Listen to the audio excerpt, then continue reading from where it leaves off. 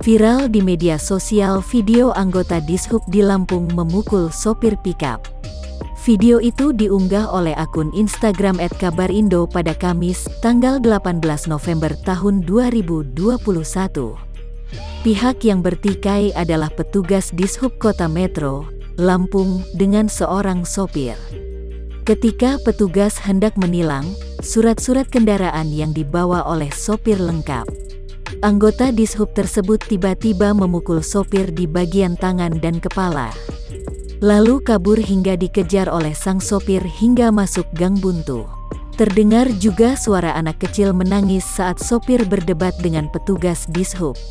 Saat dikonfirmasi, Isti Komariah membenarkan mengambil video itu, dan sopir yang ada di video tersebut adalah suaminya. Menurut istri, peristiwa itu terjadi pada Rabu, tanggal 17 November tahun 2021 pagi.